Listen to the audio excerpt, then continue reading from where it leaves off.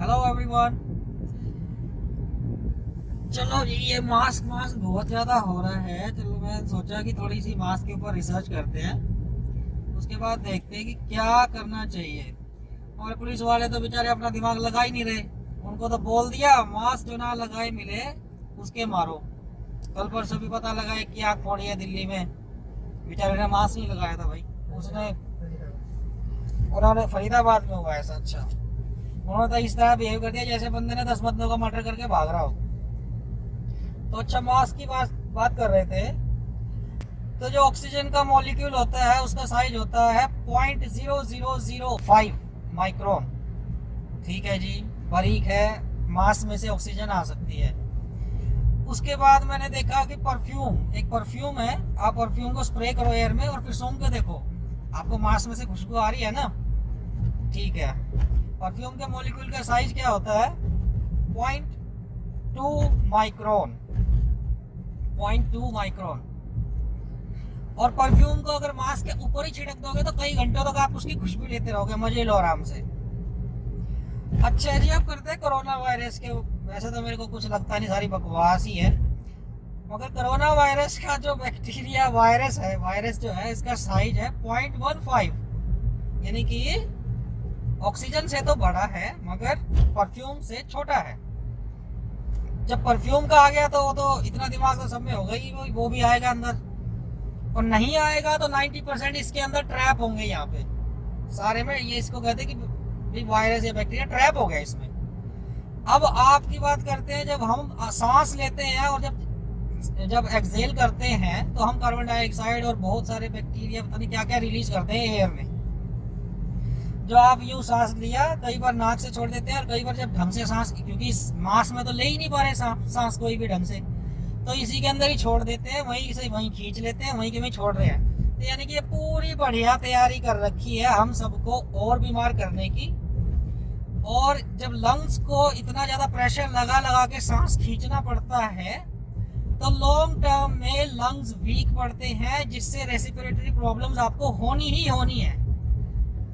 ये तो पता नहीं पुलिस वाले क्या कर रहे हैं, अपना दिमाग पता नहीं घर जाके पता नहीं पढ़ लिख के पुलिस बनते हैं या पता नहीं वैसे ही पैसे दे के लग जाते हैं। कोई भी तो दिमाग नहीं लगा रहा अपना, बस लोगों को मारो। सारा पीछे से बोल दिया जो मास्क ना लगाए मिले उसको पकड़ो, मारो पिटो, ये चल रहा है इनका। घर जाके किसी ने भी ना तो इंटरनेट पे कोई खोज की, ना किसी बड़े अफसर ने की, किसी ने भी इस चीज पे दिमाग नहीं लगाया। बट डॉक्टर ने बोल दिया। डॉक्टर तो है ही भेड़ चाल के पीछे पड़े हुए हैं।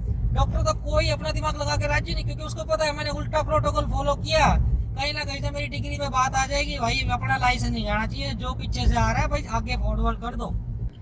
तो अब ये देख लो कि बेवकूफ कौन बना रहा है आपको।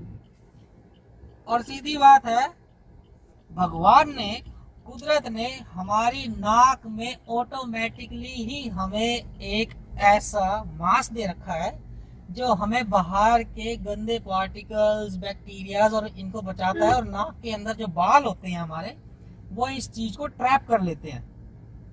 और 90% टाइम आपने देखा होगा कि जब आप कहीं धूल वाली जगह पे जाते हो, अगर आपके पास मास्क वगैरह कुछ नहीं है, मुंह भी ना ढको, तो भी क्या होगा, आपको नेक्स्ट डे या बाद में देखोगे आपकी नाक गंदी हो जाती है। आप उस नाक को साफ करो, बस अंदर गंदगी होती है वो निकाल दो, वो सब कुछ बाहर आ जाता है। और ऐसा ही हमारे गले में है, जो हमारे टॉन्सिल्स होते हैं, हमारे गले से जो भी चीज गुजरती है, टॉन्सिल्स उसका एक छोटा सा सैंपल लेके हमारे दिमाग को भेजता है। ओहो, बीच में पॉज करना पड़ा वीडियो, पेट्रोल डलवाने लग गए थे। पेट्रोल भी नहीं मिल रहा बिना मास्क के। मास्क और पेट्रोल कितना बढ़िया कॉम्बिनेशन है, वाह रे गवर्नमेंट। तो मैं कह रहा था कि डॉक्टरों ने तो अपना दिमाग लगाना बंद कर रखा है। इनको तो जो पढ़ाया, जो जैसा गधा तैयार किया वैसा का वैसा ही आगे भेज दिया। और तूने अपना दिमाग लगाया, तेरी या तो डिग्री गई, नहीं तो तेरे पास कस्टमर नहीं में आने फिर। तो इन्होंने तो ये काम कर रखा है। नहीं तो कई डॉक्टर ऐसे हैं, इंडिया में भी हैं।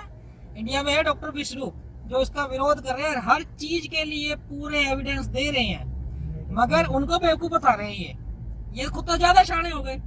फिर इनका एक शाना भाई भी निकल के आया, वो खुद इसके अगेंस्ट है और बहुत बड़ा डॉक्टर है। अमेरिका में पिछले 10 साल से टॉप रैंकिंग डॉक्टर है, टॉप रैंकिंग, टॉप 50 में आता है। पहले आर्मी के डॉक्टर थे, डॉक्टर राशिद बुटार, जो इसका पूरे तरह से विरोध कर रहे हैं और एक एक चीज के एविडेंस दिए हैं। जो इन्होंने मास्क लगाने का ये बेवकूफपना फैला रखा है पूरे इंडिया में, वर्ल्ड में, उन्होंने साफ बताया कि मास्क हम स्टेरलाइज एनवायरनमेंट के लिए सिर्फ सर्जरी के टाइम लगाते हैं, ताकि ड्रूल करके या फिर छींक वगैरह आके या उबासी लेते हैं या बोलते टाइम कोई एक पार्टिकल हमारे मुंह से ना गिर जाए उस स्टेरलाइज एनवायरनमेंट में जहाँ पे पेशेंट का इलाज चल रहा है, सिर्फ उस टाइम के लिए। अदरवाइज मास्क तो लॉन्ग टर्म में लगाने में फेफड़ों को सांस लेने में तकलीफ होती है, इसलिए लॉन्ग टर्म में फेफड़ों को कमजोर करते हैं मास्क। मैं कहा भाई मैं भी लगा रहा हूँ, मैंने भी लगा रखा है, क्योंकि रोड पे चल रहे हैं, क्या पता कौन हाथ दे और उठा के रख दे 2 लठ या फिर चालान ही काट दे। यानी कि हमें डरा डरा के और बीमार किया जा रहा है। तो अब आप लोग डिसाइड कर लो आपको क्या करना है। फोन सबके हाथ में है, टिकटॉक बना रहे हो, वीडियो बना रहे हो, सेल्फी ले रहे हो, मजे ले रहे हो, थोड़ा सा पढ़ के देख लो, अपने आप ही पता लग जाएगा। हर चीज की रिसर्च इसी साइंस ने कर रखी है, मगर इसी साइंस से ही हमें बेवकूफ बनाया जा रहा है। तो जहां से क्वेश्चन आया ना निकल के, वहीं पे जवाब मिलेंगे। डॉक्टर का नाम भी बताया, जिनको इंग्लिश आती है वो बेटर उनके वीडियो देखें, आपको पता लगेगा। क्योंकि मीडिया, डॉक्टर, ये कोई भी इस चीज को आगे आने ही नहीं देंगे। ये अपने आप को शाने पप्पू समझते हैं और ये किसी को अपने इन्होंने तो खुद को भगवान लगा लिया, बस हमने जो बोल दिया बस वही हो गया। और बेवकूफ बने हैं, हर बार बेवकूफ बने हैं। आज तक शुगर का इलाज इनके पास नहीं, हार्ट का इलाज इनके पास नहीं, बीपी का इलाज इनके पास नहीं। गोली खाओ, गोली खाओ, गोली खाओ। और वही डॉक्टर जो विश्वरूप डॉक्टर मैं बता रहा हूँ, कितने ही पेशेंट गिनवा दूं, चाहे उसने कैसे भी किए हों, घर के खाने से ही उन्होंने इतने पेशेंट ठीक किए हैं।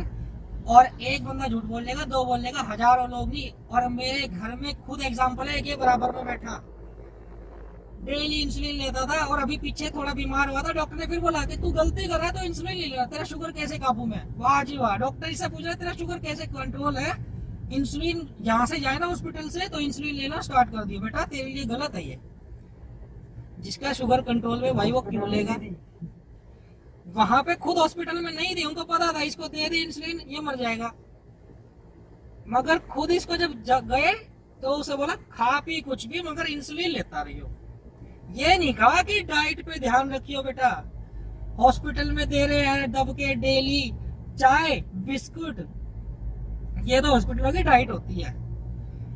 एक भी डाइट में पूरे न्यूट्रिशन नहीं होते, सारी की सारी रॉन्ग डाइट्स दी जाती है। पूरे हर हॉस्पिटल में ये स्कैम चल रहा है और पता नहीं इनको पता है नहीं। मेरे को तो लगता है इनको पता है मगर ये खुद नहीं चाहते कि कोई ठीक हो।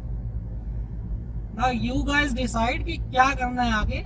अपना दिमाग लगाना स्टार्ट कर दो, ऐसे बेवकूफ बनते रहे तो काम नहीं चलेगा। और अब तो बहुत बड़ा कट गया है, बहुत बड़ा।